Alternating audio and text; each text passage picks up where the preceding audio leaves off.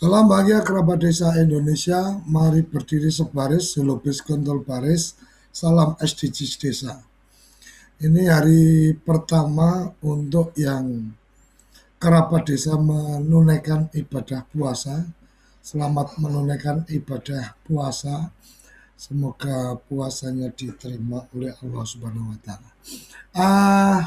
Pagi Amin. ini kita masih menunggu tamu kita dari UNS, ada Profesor Dr. Ismi Dwi Astuti Nurhaini. Sambil menunggu kita menyapa dulu kerabat setia kita di pagi sarapan SDGs. Jadi ini sarapan SDGs, jadi nggak membatalkan puasa. Selamat pagi Mas Padam, Mas Arif, Mas Sugeng. Selamat Selamat pagi. pagi semuanya. Selamat pagi Gus Suryo, salam bahagia kerabat desa Indonesia. Obrolin pemberdayaan perempuan ini jadi berdasarkan pengalaman Mas Madong nih di dinas PMD di Buleleng. Sebenarnya posisi strategisnya apa ini pemberdayaan perempuan di desa ini? Silakan Mas Madong. Terima kasih Gus Suryo. Assalamualaikum warahmatullahi wabarakatuh. Selamat pagi, salam bahagia kerabat desa Indonesia. Gus Arif, selamat pagi. Selamat Gus pagi, Sugeng, Pak Dong. Yoyon. Alhamdulillah hari ini hari pertama kita menjalankan ibadah puasa bagi umat Muslim. Dan kebetulan hari ini untuk teman-teman di Bali ini rangkaian Hari Raya Galungan. Jadi bersamaan yang Muslim melaksanakan ibadah puasa hari pertama, kemudian saudara-saudara kita yang beragama Hindu rangkaian Hari Raya Galungan. Untuk di Bali libur ini sampai hari Kamis, Selasa, libur sampai Kamis. Ya, sampai Kamis, Gursoyo, ini dalam rangka Hari Raya Galungan di Bali. Menanggapi terkait dengan posisi strategis perempuan, sebetulnya ini sangat vital sekali. Secara panjang dalam program pembangunan desa, sebetulnya perempuan ini sudah mendapatkan tempat yang sangat mulia, sudah mendapatkan tempat yang sangat strategis. Tetapi sayangnya memang gerakan perempuan ini tidak dibangun dari bawah, tidak dibangun dari komponen perempuan di desa. Tapi lebih banyak intervensi kebijakan, lebih banyak didorong-dorong dari luar komponen perempuan. Sehingga akhirnya kadang-kadang salah kaprah. Kebijakan pemberdayaan perempuan dalam konteks pembangunan desa itu akhirnya menjadi syarat legalitas dan hanya syarat formalitas serta syarat administrasi. Kita ingat ya gitu, ketika PNPN Mandiri Pedesaan pada waktu itu juga ada yang namanya musyawarah khusus perempuan. Kemudian bagaimana dengan gerakan PKK? Sebetulnya ini gerakan dibangun dari segi konteks perempuan, tapi lebih banyak yang intervensi itu pihak-pihak luar perempuan. Sehingga sampai hari ini, kalau kita lihat dalam konteks desa, memang perempuan ini ya bagaimana juga belum banyak mengambil peran dalam konteks pemberdayaan pembangunan masyarakat desa. Yang salah satu yang terakhir kita ketahui adalah terkait dengan kebijakan BPD, bahwa keanggotaan BPD itu minimal wajib perempuan itu harus ada di dalamnya. Sehingga kemarin saya sampaikan bahwa kemungkinan anggota BPD, Badan Permusyawaratan Desa, dalam satu desa itu bisa semuanya perempuan. Tapi kalau kemungkinan semuanya laki-laki tidak bisa. Tidak bisa. Wajib. Ya, karena wajib jadu satu harus perempuan, diusulkan oleh kelompok perempuan, dipilih oleh kelompok perempuan sendiri, sehingga harus wajib hukumnya ada satu perempuan. Saya kira itu Gus Suryo, pengalaman bagaimana pembangunan perempuan desa dalam konteks pemberdayaan dan pembangunan masyarakat desa. Terima kasih Gus Suryo. Terima kasih, ini sudah bergabung Bu Ismi. Selamat pagi Bu. Selamat pagi semuanya. Assalamualaikum warahmatullahi wabarakatuh. Waalaikumsalam warahmatullahi wabarakatuh. Oke, kita ingin mendengar ini dari Profesor Dr. Ismi tentang pemberdayaan perempuan pedesaan dalam mendukung SDGs. Silakan, Prof. Terima kasih Matur nuwun atas waktu yang diberikan kepada saya. Jadi kalau kita bicara persoalan perempuan itu sebetulnya isu yang sangat seksi ya. Kenapa saya katakan seksi? Sebetulnya sejak manusia lahir itu kan kita sudah mengenal ada dua jenis kelamin, yaitu perempuan dan laki-laki. Tetapi kemudian ketika masyarakat melakukan konstruksi sosial budaya terkait dengan peran-peran apa yang sebaiknya dilakukan oleh perempuan dan peran-peran apa yang sebaiknya dilakukan oleh laki-laki, nampaknya di sini kemudian muncul adanya variasi-variasi peran di mana kadang-kadang seperti yang tadi disampaikan oleh Pak Madong Hartono ya, ternyata kadang-kadang perempuan belum berhasil menduduki posisi-posisi yang strategis. Bahkan di dalam program-program pemberdayaan itu seringkali masih digunakan sebagai alat dalam tanda petik ya. Kalau saya katakan alat dalam tanda petik itu pokoknya harus ada perempuan. Misalnya seperti itu. Nah, ketika kita kemudian mengatakan pokoknya harus ada perempuan, disitulah kemudian seringkali peran-peran yang dilakukan itu belum peran-peran yang berkualitas. Nah, kenapa saya memilih isu tentang pemberdayaan perempuan? Karena di dalam SDGs pedesaan itu sebetulnya hampir semua isu, hampir semua tujuan yang ingin diwujudkan itu membutuhkan adanya aktor-aktor, termasuk di dalamnya adalah aktor perempuan. Nah, nanti kita bisa berdiskusi bersama-sama ketika kita berbicara tentang isu desa tanpa kemiskinan.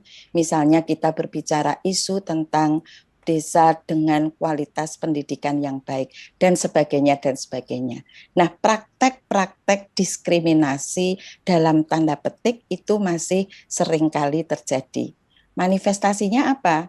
Misalnya kita melihat, kalau kita harus memastikan bahwa relasi antara perempuan dan laki-laki seyogyanya dibangun dengan baik.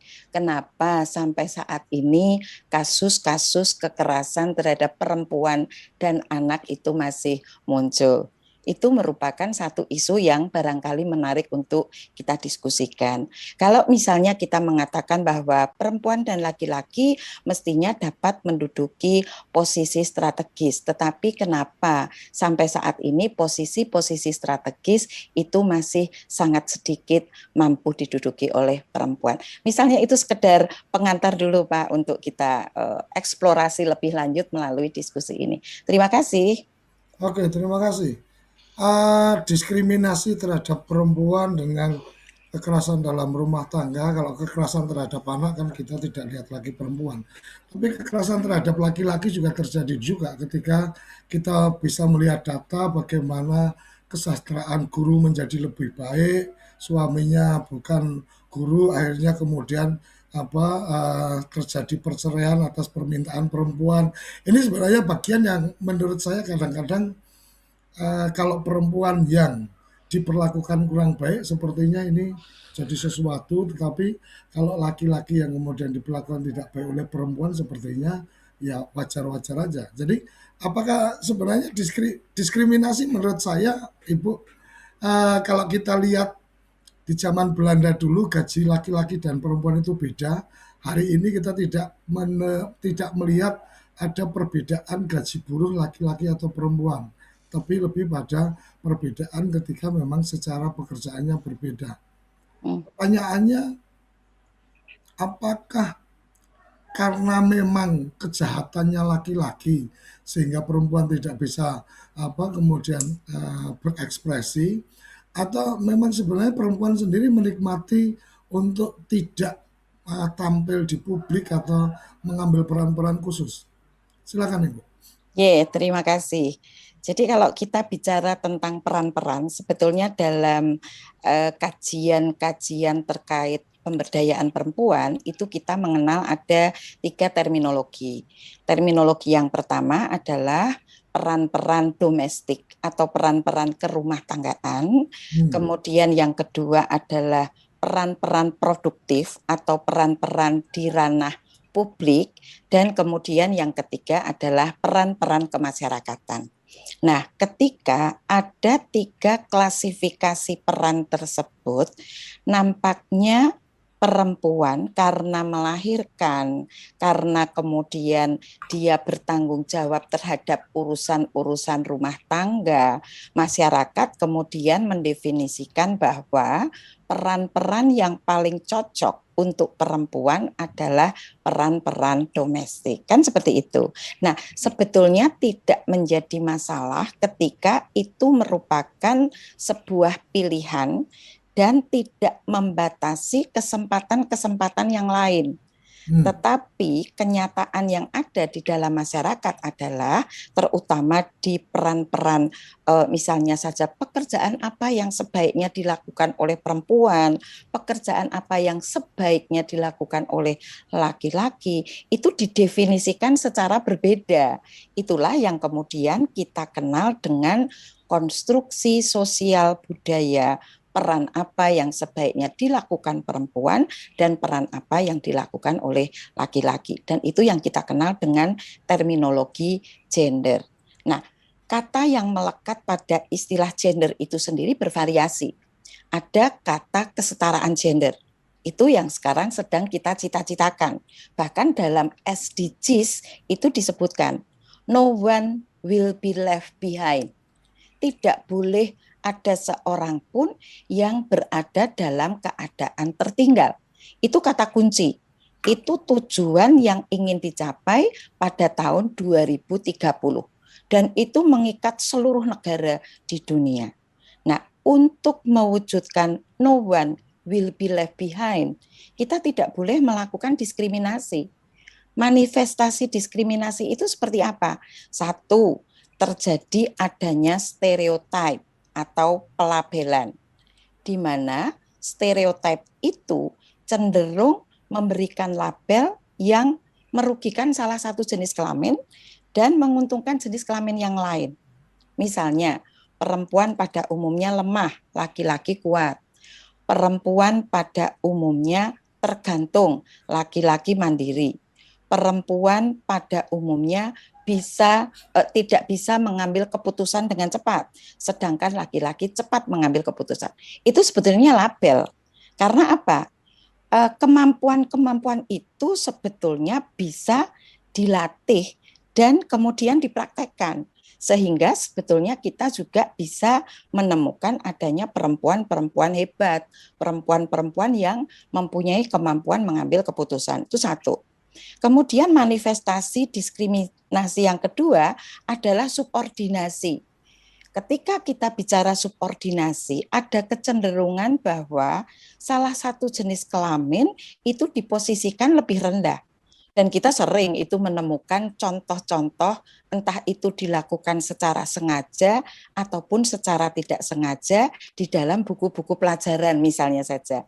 Kalau ada contoh Pak Tono sebagai pemimpin, Butini sebagai sekretaris. Misalnya seperti itu kan sebetulnya secara tidak sengaja disampaikan tetapi membangun pemahaman masyarakat bahwa peran yang sebaiknya dilakukan oleh perempuan itu adalah peran yang kedua.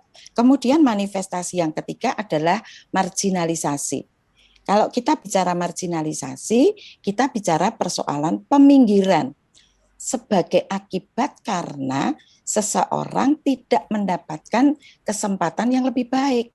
Biasanya ketika berbicara tentang pengenalan teknologi yang diprioritaskan adalah laki-laki. Kenapa? Masyarakat beranggapan laki-laki itu lebih cepat menguasai teknologi. Nah, implikasi dari penguasaan teknologi itu adalah perempuan termarginalkan atau terpinggirkan. Kemudian yang keempat adalah beban ganda. Ini biasanya terjadi ketika perempuan sudah diberi kesempatan beraktivitas di ranah publik, ternyata peran-peran domestik tetap menjadi tanggung jawab penuhnya. Nah, ini juga persoalan. Dan yang terakhir adalah kekerasan berbasis gender. Manifestasinya itu bisa kekerasan psikologis, di mana seseorang cenderung direndahkan. Yang kedua adalah kekerasan ekonomi seperti diperdagangkan. Nah, dan ketiga adalah kekerasan seksual. Nah, kalau tadi kemudian dikatakan, jangan-jangan perempuannya nih yang memang nggak mampu gitu ya. Nah, itu adalah stereotip. Adanya anggapan-anggapan bahwa perempuan paling nggak Tapi mampu. sebentar Bu, kalau Ya, konteks itu ruang sudah dibuka, tetapi ya kita bisa melihat bahwa memang tidak banyak perempuan yang tertarik di bidang itu. Taruh kata nih, mewajibkan akhirnya mewajibkan harus ada perempuan di BPD. Ini kan diskriminasi. ya, Bisa masuk diskriminasi nggak? Bahwa ya. kemudian pada saatnya laki-laki semua anggota BPD nggak bisa semua laki-laki, tapi semua perempuan bisa. Ada kewajiban 30% dewan umpamanya harus perempuan. Akhirnya kita dapat ya hanya sekedar orang terkenal yang kemudian hanya memenuhi kuota, kemudian tidak bisa menjadi saluran aspirasi. Apakah ini bagian yang bukan diskriminasi kalau tadi Bu sampaikan bahwa ada marginalisasi?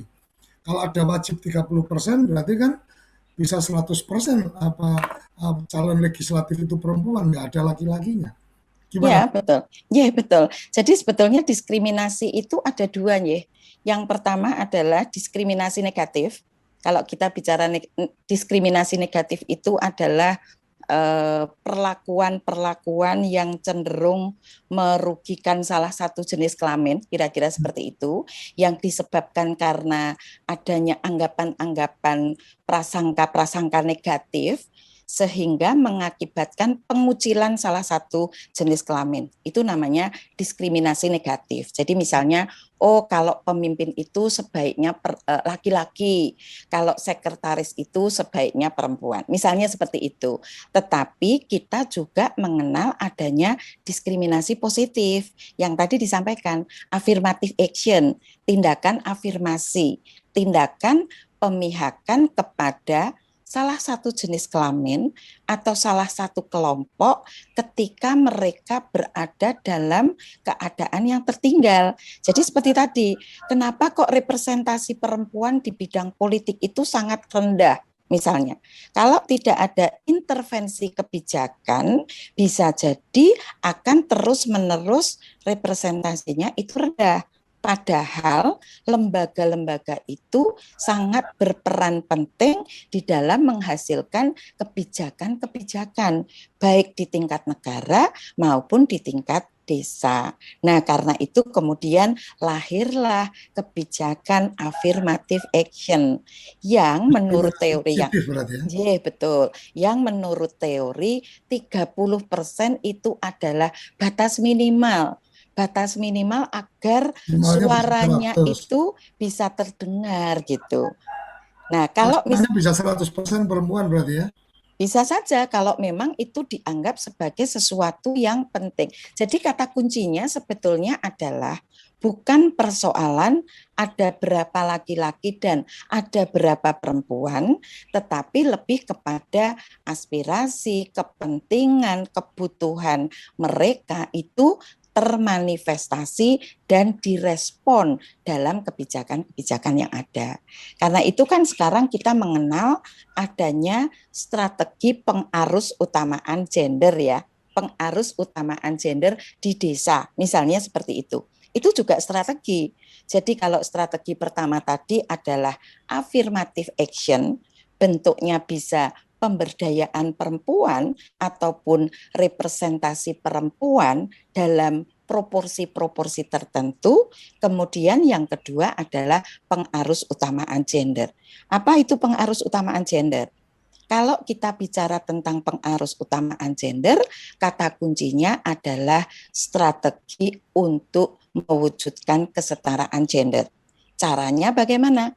Integrasikanlah isu-isu gender mulai dari perencanaan, penganggaran, pelaksanaan, monitoring, dan evaluasi dari setiap kebijakan, program, ataupun kegiatan. Dan ini menjadi kewajiban dari seluruh kementerian, lembaga, baik lembaga pemerintah maupun lembaga non-pemerintah, untuk memastikan bahwa kebutuhan perempuan dan laki-laki itu betul-betul menjadi bagian dari strategi pencapaian tujuan kesetaraan gender. Itu yang menjadi penting untuk kita pertimbangkan. Oke, dengan beberapa teman di gerakan perempuan, salah satu yang sering saya pertanyakan adalah bahwa keterwakilan itu kadang hanya dimaknai harus secara fisik. Ya. Artinya bahwa kalau kemudian kita bicara kesetaraan gender, maka ada kalanya ya laki-laki peduli perempuan juga bisa. Jadi nggak perlu khawatir bahwa kalau nggak ada perwakilan perempuan, kemudian suara perempuan nggak akan tersampaikan karena Ya. laki-laki itu kan juga punya perempuan-perempuan yang dia harus muliakan kan gitu. Ya. Artinya kadang-kadang ini yang menurut saya sesuatu yang agak kurang pas ketika kemudian dalam konteks kesetaraan itu dilihat dari jumlah. Taruh kata nih wajib BPD ada satu perempuan, wajib calon legislatif harus 30% perempuan dan seterusnya, tetapi tidak lebih pada bagaimana gerakan perempuan juga mengedukasi laki-laki untuk memahami kebutuhan perempuan, memperjuangkan buruh perempuan itu kan bisa juga dilakukan oleh laki-laki yang memang paham permasalahan-permasalahan buruh perempuan, umpamanya seperti itu. Tapi by the way, bicara tentang pemberdayaan perempuan di desa-desa menurut saya sudah sangat luar biasa dengan banyak kegiatan-kegiatan yang kemudian di desa sepertinya menurut saya sih dalam pemantauan saya tidak terlalu banyak juga terjadi diskriminasi, kesempatan PKK berkembang juga luar biasa, kemudian kegiatan-kegiatan ekonomi perempuan juga banyak diberikan dukungan oleh pemerintah desa dan seterusnya.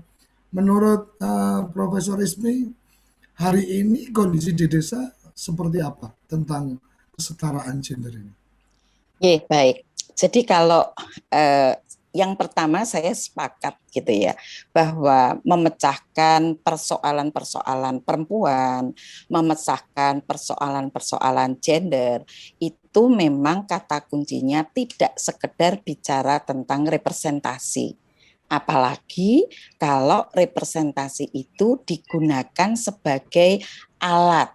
Ya, kalau kita bicara tentang alat itu kan seperti tadi disampaikan, yang penting ada perempuan. Perempuannya yang seperti apa itu nggak penting. Karena apa? Karena ini syarat prosedural, bukan syarat substantif, kan gitu. Beda dengan ketika berbicara representasi, tetapi kemudian ada upaya-upaya untuk mencalonkan perempuan-perempuan yang memang qualified, perempuan-perempuan yang memang berkualitas. Jadi kata kunci dari pendekatan pemberdayaan perempuan itu memang tidak persoalan perempuannya saja, tetapi relasi di mana perempuan dengan laki-laki itu harus memiliki relasi yang setara.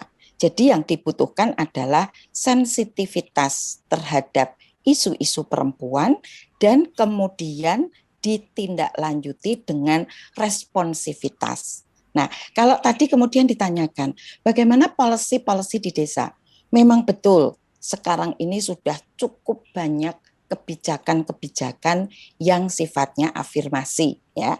Misalnya saja program PKH, itu kan jelas diperuntukkan memang untuk perempuan gitu ya, perempuan yang miskin, perempuan yang sedang berada dalam kondisi menjalankan fungsi reproduksi atau salah satu anaknya itu rawan putus sekolah, misalnya seperti itu. Tetapi kasat mata sampai saat ini kita masih menemukan bahwa ketika kita bicara tentang perempuan miskin, mayoritas adalah perempuan di pedesaan.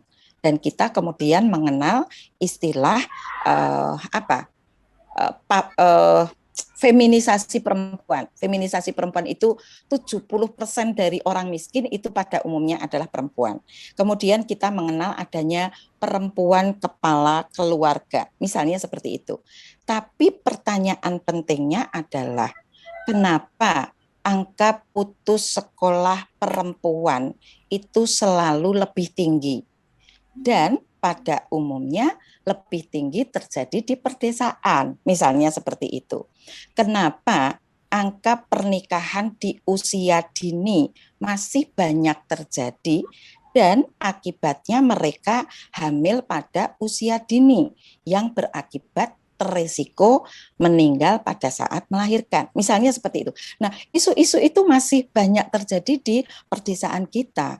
Karena itu, saya sepakat dengan apa yang tadi sudah disampaikan oleh Pak Madong Hartono bahwa menghadirkan perempuan itu tidak sekedar yang penting ada program untuk perempuan, yang penting ada alokasi anggaran khusus untuk perempuan, tetapi lebih kepada bagaimana kita melakukan pendekatan-pendekatan yang lebih strategis, betul-betul membuat perempuan itu mampu sehingga kehadirannya itu tidak hanya hadir gitu ya, apalagi hanya sebagai sebagai hiasan di dalam meeting-meeting yang ada, tetapi mereka memang oke lah pertama kali diberi kesempatan, tetapi kemudian difasilitasi agar dirinya itu betul-betul mampu dalam arti yang sesungguhnya.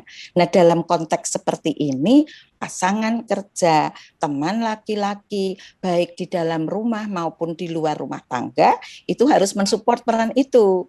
Kalau tidak, yang terjadi adalah satu kaki masuk untuk beraktivitas, kaki satunya itu masih digondeli, kalau orang bilang ya orang Jawa masih digondeli gitu, sehingga perannya itu setengah-setengah. Nah, itu yang paling sering kita temukan di lapangan. Memang betul kita menemukan banyak sekali perempuan-perempuan yang hebat, perempuan-perempuan yang mampu memanifestasikan kapasitasnya gitu ya. Tetapi juga masih sangat banyak yang berada dalam keadaan yang perlu kita perjuangkan eksistensinya. Itu Pak. 70% miskin perempuan itu maksudnya gimana Bu? Apakah ukuran miskin itu tidak berdasarkan keluarga tapi orang per orang? Jadi kalau kita bicara persoalan kemiskinan itu sebetulnya kan tidak hanya bicara tentang kemampuan ekonomi ya. Dan dalam banyak kasus adanya diskriminasi-diskriminasi itu yang mengakibatkan aksesibilitas perempuan terhadap berbagai macam peluang yang ada itu menjadi terkendala. Jadi misalnya saja, kalau dalam masyarakat kita itu kan masih seringkali ada anggapan bahwa kepemilikan barang itu diatasnamakan laki-laki. Ini misalnya. Nah, ketika pengatasnamaan pemilikan barang itu laki-laki, akibatnya ketika perempuan membutuhkan modal usaha dengan menggunakan jaminan, itu perempuan sudah tidak bisa mengakses di situ. Misalnya, maka harus ada pendekatan lain. Misalnya kemudian pendekatan kelompok, misalnya seperti itu, supaya apa? Ada yang menanggung.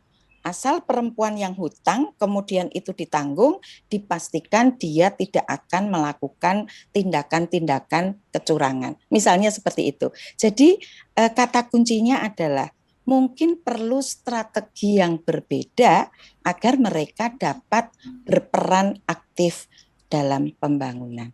Jadi kalau kita bicara... Ibu, kalau bicara modal nih taruh kata di keluarga, laki-laki, suami istri kemudian punya sebidang tanah dan seterusnya.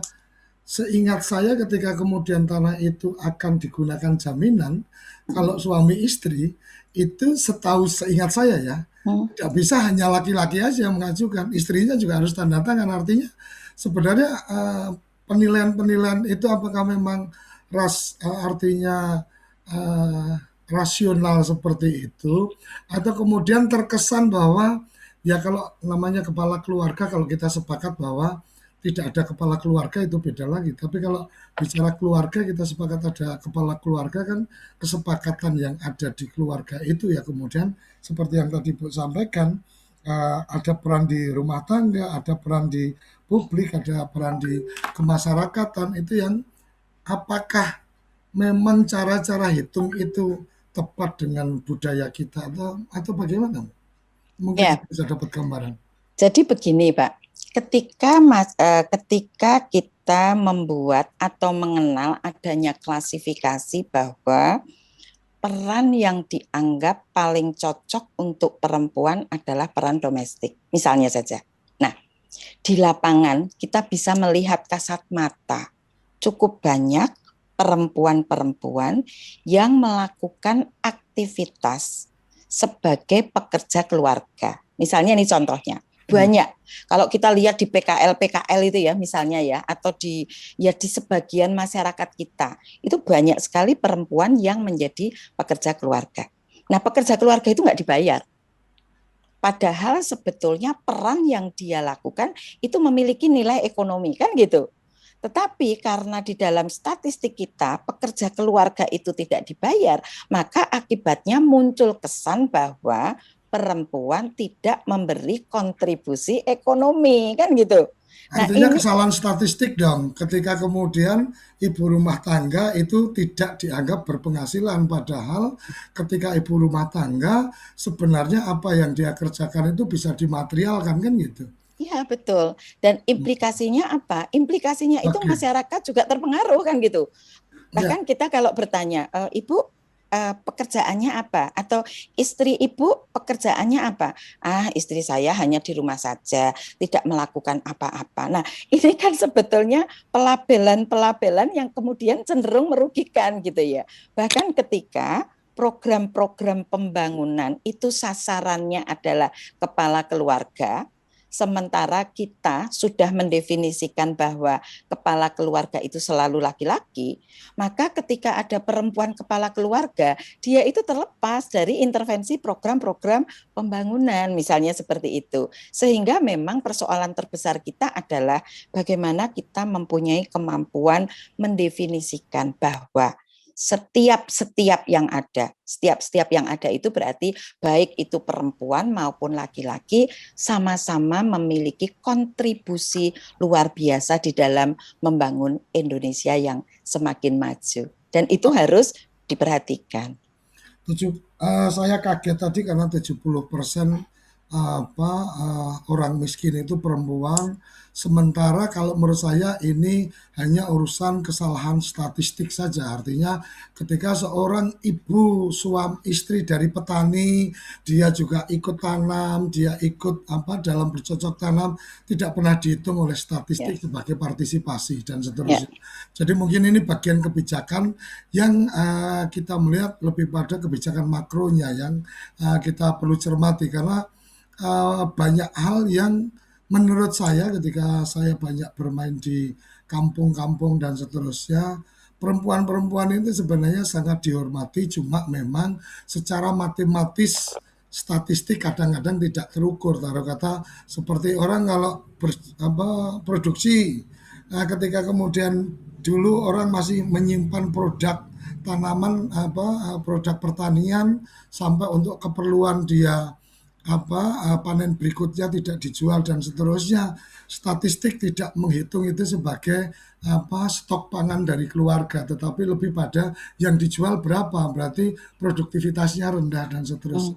Ini menarik menurut saya, menjadi bagian yang perlu dikaji lebih dalam, karena memang kadang-kadang apa-apa yang angka-angka itu kadang-kadang memang harus diterjemahkan dengan lebih baik. Tanpa terasa ini sudah di tengah acara kita akan jeda dan kemudian ingin mendapatkan respon dari Gus Ivan bagaimana tentang pemberdayaan perempuan di desa, dan dari Prof. Yoyon. Tetap di Sarapan SDGs Desa. Oke, kembali ke Sarapan SDGs Desa. Pemberdayaan perempuan menurut saya, dari saya kecil dulu, itu juga sudah sebenarnya sudah berjalan dengan bagaimana bicara tentang gerakan keluarga berencana yang kemudian dilakukan penguatan ekonomi dari kader-kader keluarga berencana. Kemudian ada juga saya ingat betul di mungkin tahun 90-an atau 80-an itu kelompok usaha bersama perempuan itu juga sangat didorong. Jadi menurut saya secara pemerintahan saya pikir sudah sangat luar biasa mendorong itu. Kemudian edukasi tentang bagaimana, kalau yang tadi disampaikan Bu Ismi tentang nikah di bawah umur dan seterusnya, kadang-kadang urusannya benturannya itu dengan agama. Artinya ketika yang melakukan pernikahan itu seorang ustadz, seorang guru ngaji dan seterusnya, kadang-kadang pembenaran-pembenaran dilakukan oleh masyarakat. Nah, yang seperti ini yang mungkin menjadi sesuatu yang menjadi tantangan, saya pikir ini, karena ada yang bagian itu bagian elit. Tapi saya hanya berpikir jangan sampai kemudian kita menyalahkan atau menganggap karena laki-laki yang menghalangi untuk perempuan berperan. Karena kadang-kadang sebenarnya perempuan merasa lebih nyaman untuk kemudian biarkan saya menjaga dan memelihara, mendidik anak-anak saya tidak ingin bekerja dan seterusnya. Buat saya harus salut karena itu juga bagian penting bahwa anak menjadi menjadi tanggung jawab, merasa menjadi tanggung jawab dari perempuan untuk melakukan pendidikan dan seterusnya. Saya pikir itu tambahan-tambahan yang saya bisa berikan. Sepenuhnya monggo Gus Ivan tentang bagaimana pemberdayaan perempuan, karena saya masih harus banyak belajar tentang gerakan kesetaraan gender yang kadang-kadang ada juga merasa superior, ada juga yang merasa direndahkan dan seterusnya. Silakan. Terima kasih Gus Koco, kerabat desa, Prof. Ismi, terima kasih. Yang disampaikan Gus Koco tadi memang bisa bermakna banyak. Terakhir kita kenal akan menyebut hal itu sebagai isu negara nanti, karena dianggap mendudukkan perempuan hanya sebagai ibu, bukan sebagai manusia. Tapi menurut saya begini, di dalam patokan kita di dalam SDGs desa itu lebih mudah, karena di sana sudah lebih tegas bahwa di antara gender itu, meskipun kemarin di dalam diskusi kita pagi beberapa minggu yang lalu itu, keterlibatan perempuan desa itu menunjukkan fokusnya. Meskipun ada yang mengkritik kemarin, gender tidak hanya keterlibatan perempuan itu, tapi itu adalah fokus yang ingin dikembangkan. Kalau istilah Bu Ismi tadi, afirmasi positifnya memang di sana gitu. Tentu saja diketahui dengan segala resikonya. Nah, kita akan segera mengetahui ini kondisi perempuan desa Mutakhir beberapa minggu ke depan. Tapi saya ingin tunjukkan versi globalnya di masyarakat ini, di BPS. Perempuan memang tadi disebutkan juga di catatan, di note itu, bahwa perempuan memang memiliki kesempatan sekolah sampai kesempatan sekolah menengah yang lebih tinggi dari laki-laki itu. Namun setelah itu masalahnya, setelah itu posisi perempuan itu selalu lebih rendah ya. Jadi sekolahnya tinggi, tapi pada saat kerja lebih rendah itu. Tentu saja ini semua masih soal proporsi, soal jumlah. Baik itu di swasta maupun di legislatif. Dan kita punya sedikit indikasi bahwa belajar seumur hidup bagi perempuan memang lebih rendah kesempatannya daripada laki-laki gitu. Pas sekolah formal tinggi, tapi setelah itu belajar seumur hidupnya kesempatannya lebih rendah gitu. Nah, khusus untuk desa ya. Khusus untuk desa itu memang ada masalah-masalah soal kekerasan seksual ini ya. Jadi meskipun di desa itu relatif lebih kecil ya untuk yang kekerasan fisiknya, tapi yang non fisiknya dia relatif besar. Ini angka-angkanya kelihatannya kecil 3,7, tapi bisa kita bayangkan, apalagi kalau istilah-istilah yang sering dipakai sebagian dari anak kita perempuan itu. 4 dari 10 perempuan yang kita temui itu mengalami kekerasan seksual di desa. Ini datanya dari BPS. Atau 11 dari 10 ya, itu paling tidak 1 ya, itu mengalami kekerasan yang non fisik gitu. Jadi kalau shoot seperti itu di desa begitu, itu dianggap sebagai kekerasan non fisik. Nah, kemudian fenomena yang lain memang bahwa kelahiran perempuan muda meskipun sudah turun di desa itu tinggi. Sebetulnya persoalannya adalah bagaimana kesempatan untuk selalu hidup lebih sejahtera di masa kemudian. Di mana kalau melahirkan lebih awal, kemungkinan atau peluang untuk lebih sejahtera itu menjadi berkurang. Sebetulnya pandangan-pandangan seperti itu, tapi seperti biasa yang disampaikan Gus Koco, kita sekarang sudah mulai mengumpulkan informasi dan datanya, dan kemudian kita akan bisa menunjukkan bagaimana kondisi perempuan desa. Mengingatkan sekilas apa yang perlu kita lakukan di desa. Yang pertama soal afirmasi positif tadi, Perdes atau SKKDes yang responsif gender. Ya. Tadi sudah disebutkan angka 30% itu hipotetis, tentu saja hipotetis ini dari berbagai kajian lapangan, bahwa ketika mencapai 30% itu suaranya kemungkinan bisa terdengar. Tadi disampaikan oleh Gus Koco, karena itu di dalam musyawarah desa, perempuan yang diundang itu ya harus berbicara gitu. Kalau tidak berbicara ya tidak terdengar lagi ya.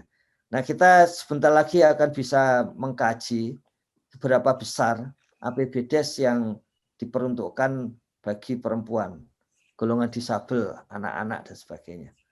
Kemudian kasus kekerasan terhadap perempuan itu seperti biasa di dalam SDGs, targetnya adalah tidak ada lagi sama sekali, 0%. Dan kalau ada kasus, maka sepenuhnya ditangani.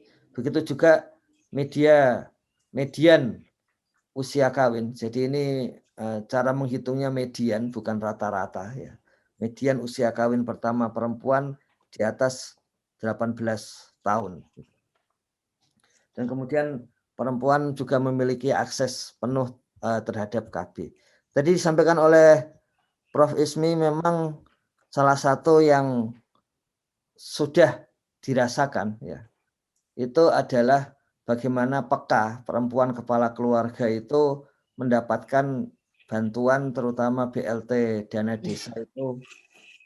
Kalau menurut beberapa pihak ya, itu disebut yang tertinggi saat ini ya. Jadi kalau istilah dari Scott Guggenheim ini, dia menyampaikan bahwa di negara mana lagi ada 2,7 juta kepala keluarga perempuan mendapatkan bantuan tunai semasa pandemi di tahun 2020 gitu.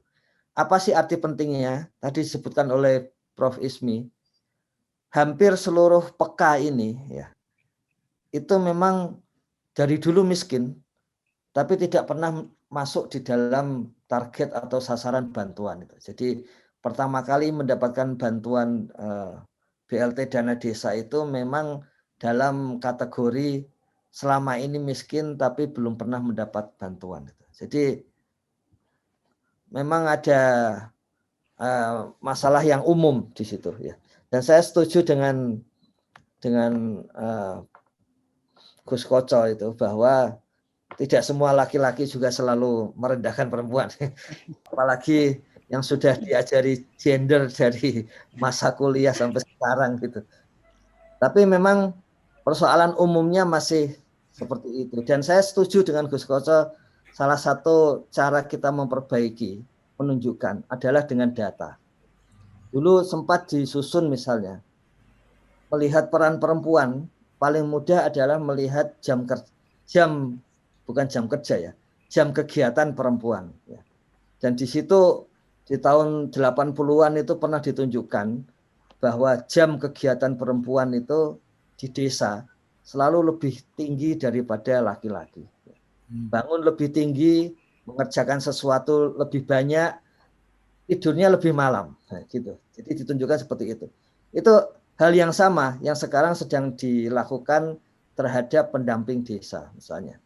Jadi kita akan melihat nanti pendamping desa tingkat desa, kecamatan, kabupaten, provinsi sampai nasional yang lebih banyak kerja sebetulnya yang mana? Dari jumlah jam kerja dan jumlah kegiatan. Dan kemudian kita akan melihat pendamping laki-laki dan perempuan seperti apa. Nah, yang untuk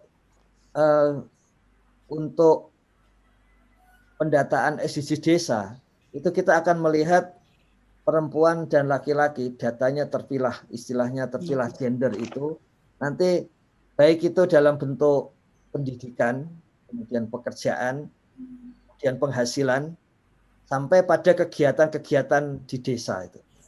Kita akan menunjukkan bagaimana peran perempuan itu, dan kalau tahun depan dengan posisi pendataan yang serupa, kita harapkan tahun depan bisa menunjukkan lajunya itu lebih tinggi atau lebih. Kiranya seperti itu, Gus Koco, kerabat desa sekalian. Jadi satu hal yang penting memang kita sudah ketahui sekarang dengan berbagai ilmu, terutama bioteknologi itu, memang tidak ada perbedaan yang signifikan antara laki-laki dan perempuan. Kalau dengan beberapa spesies yang lain saja kita bedanya nggak jauh, apalagi di antara laki-laki dan perempuan. Genomnya itu ya sama-sama seperti itu. Jadi memang sudah nggak ada tempat ya secara logis, secara rasional untuk membedakan laki-laki dan perempuan. Hanya posisinya sekarang tekanannya baru tekanan pada partisipasi perempuan. Jadi bukan karena untuk mengalahkan laki-laki, tapi ya memang karena posisinya sedang dalam posisi yang lebih dirugikan, itu saja sih. Betul ya. Itu Gus Koco, kerabat desa. Terima kasih. Prof. Yoyo, silakan Prof. memberikan catatannya. Assalamualaikum warahmatullahi wabarakatuh. Waalaikumsalam. Terima kasih, Mas Nuhun, Prof. Ketemu di sini udah lama. Saya, Gus Koco, tidak ada komentar yang banyak sebetulnya karena tadi ya Prof itu sudah menyampaikan dari permasalahannya, kemudian fenomenanya, masukan. Saya ini satu catatan saja, Pak Koco dengan Gus Ipan ini alirannya aliran Basuki Sudirman itu. Semua laki-laki. Memang ada salah juga lagu-lagu kita itu ya. Sejak dulu kan ada lagu apa tuh namanya? Wanita dijajah pria sejati. Lagu-lagunya yang salah, macam-macam. Yang saya pernah catat itu tadi juga sudah disampaikan Prof Ismi ya. Kata kunci yang penting lagi itu adalah bahwa anak perempuan itu nilai ekonomi yang tinggi sekali. Ada kasus udah agak lama ya, tapi sekarang masih di Gunung Kidul misalnya.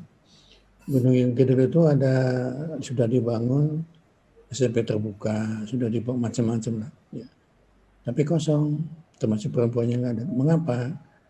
Karena lebih senang kalau dulu ya sudah agak lama. Orang tuanya itu lebih senang kalau anaknya itu cari uang menjadi pembantu. Nilai ekonomi tadi itu. Dan lain-lain. Ya. Jadi nilai ekonominya. Ya, selain nilai seksinya tadi, nilai ekonomi juga. Tentu ada nilai-nilai yang lain. Ya. Pertanyaan bukan pertanyaan ya. Saya kira perhatian utama untuk Gus Ipan itu di Kementerian Desa, saya kira apa yang tadi dimulai dari afirmasi kebijakan, implementasi dan sebagainya itu ya tidak bisa dilakukan sendiri oleh Kementerian Desa. Ada pemberdayaan perempuan, di Bu Ismi ini tokoh pemberdayaan perempuan di Dikbud, Dikbud. Sekarang namanya apa ya? Kementerian Pendidikan dan Kebudayaan. Dan lain-lain. Termasuk di Kementerian Dalam Negeri juga saya kira. Ringkasnya antara kementerian ini harus betul-betul sinergis untuk pemberdayaan perempuan ini. Perguruan tinggi sudah lumayan ya, bagus menurut saya. Karena di tempat saya itu mahasiswa perempuannya jauh lebih banyak daripada laki-laki. Mungkin karena guru atau apa nggak tahu ya, tapi sudah lebih banyak itu dibanding dengan yang laki-lakinya. Untuk bergerak di pendidikan tinggi ke pendidikan ya. Kalau di perguruan tinggi umum saya tidak tahu, ya, tapi betul seperti Gus Ipan tadi, nanti kalau udah bekerja ya gajinya ya tidak setinggi itu dengan laki-laki ya. Tapi kemarin saya menyaksikan satu peristiwa yang luar biasa juga. Beberapa perusahaan yang berhasil di Jakarta itu justru dikendalikan oleh perempuan. yang di Jakarta. Di Kementerian Kegusipan itu dirjen yang perempuannya ada berapa? Di bawah juga ya? Ada dua itu. Dari 4 ada 2, kepala badannya mungkin juga nanti perempuan dan sebagainya. Jadi idealnya suatu saat nanti negara itu dipimpin oleh perempuan. Meskipun yang kemarin kurang berhasil ya. Mungkin akan lebih Kemarin pernah perempuan, Prof. Ya, pernah kan Pernah kemarin. perempuan. Iya, tapi kan bukan tidak ya, kurang berhasil. Ya. Oke. Ya, tokoh-tokoh seperti Prof. Ismi ini kan potensial sekali. Harus berangkat dari perempuan pergerakan. Cuman kembali kemudian dominasi laki-laki itu. Misalnya, udahlah Prof. Ismi itu udah usah jadi rektor. Misalnya gitu ya. Padahal potensinya itu luar biasa. Ya, ada semacam mungkin dari sudut laki-laki, saya tidak tahu persis. Apakah dari sudut laki-laki ada ketidakrelaan kalau kemudian dipimpin oleh perempuan? Itu saya tidak tahu juga. Ya. Atau ada ketidakrelaan kalau perempuan itu kemudian maju. Jadi takut tersaingi lah kira-kira laki-laki itu sama perempuan itu. Misalnya begitu. Ini contohnya dulu seperti itu. Nah, yang jadi masalah tadi di Kementerian Desa, Gus Ipan sudah menjanjikan data-datanya. Tadi ini sekali. Ada 1 dari 10, ada 4 dari 10, macam-macam tidak datang sekali. Dan itu tantangan nyata saya kira. Dan di desa saya kira bisa jadi kasusnya lebih tajam lagi ya dari tadi contoh-contoh yang itu. Ya, tahun kemarin saya lihat di salah satu kabupaten di BPD itu wakil perempuannya banyak, tapi makin lama tidak makin banyak. Tidak tahu sebabnya apa. Selain jumlahnya juga saya kira kepokalannya, representasinya sebagai orang yang harus mengusulkan berbagai kebijakan ini kan bisa juga. Tapi alhamdulillah Bu Prof. Ismi ya di desa itu Gus Ipan tahu itu jumlahnya. Perempuan kepala desa itu banyak. Kemudian banyak. Di Jogja yang saya tahu itu ada dan berhasil semua itu. Gus Ipan tahu itu yang di Sampirjo, ya di mana itu ada. Di Gunung Kidul juga ya, ada yang perempuan. Tapi memang dari segi jumlah itu masih sedikit, tapi kualitasnya bagus itu. Yang kepala desa yang putri itu. Ya. Tentu bukan kemarin yang kasus yang di mana itu ya. Yang bukan itu kan kecil aja gitu. Dan mungkin juga jadi satu kasus juga, itu jadi satu sebab juga ya. Sudah dapat posisi yang baik, ini kok kemudian terpeleset dan lain sebagainya. Kekerasan terhadap laki-laki, Bro, jadinya. Ya begitulah, tapi saya kira kalau saya melihat sejarahnya perjalanan bangsa kita ini, ya, sejak dulu kan ada peran perempuan yang sangat luar biasa itu. Ada Maria Subadio, ada kalau yang klasik ya Kartini, teman-teman itu. Sekarang juga yang muda-muda saya kira banyak sekali. Pak Jokowi saya kira sudah memberi kesempatan untuk menteri yang perempuan juga sudah, ya. Tapi juga tidak begitu. Ya. Kita sekarang ada berapa ya? Menteri Tenaga Kerja, kemudian saya lupa jumlahnya itu. Adalah 1-2 juta ini. Kalau itu kemudian di berbagai level merata, begitu, ya kualitasnya, kuantitasnya segera akan dengan bagus. Di tempatnya Bu Ismi yang dekan perempuan ada berapa Bu? Ada 2 ya? 2, Prof. Oh, coba bayangkan. 2 dari 13. 2 dari 13. Nah, dari 13 fakultas itu dekannya nggak ada. Di tempat saya itu saya sudah bosan sama kemarin teman-teman itu. Anda tuh kok tidak mau mencalonkan jadi dekan, tidak mau mencalonkan jadi rektor. Terus saya kira aneh itu loh. Kalau di perguruan tinggi aja untuk dengan sikap seperti begitu, ya gimana lagi gitu. Alasannya macam-macam. Ada 2 yang Anda maju, Anda tuh punya kualifikasi, punya kompetensi gini. Ya terus tadi akhirnya betul Bu Prof. Ismi ya. Yang muda-muda itu pekerjaan domestiknya itu luar biasa itu. Ya, yang muda-muda itu. Belum lagi yang dosen-dosen muda. Terus sekolah itu juga sulit itu. Kenapa ya domestiknya tadi itu yang luar biasa itu. Itu catatan saya dan makin nuwun Prof. Ismi ya yang hadir di sini ini acaranya Pak Ipan ini, Gus Ipan ini, Kepala Pusat Data dan Informasi di BPI saya namanya, Badan Pengembangan Informasi dan apalagi.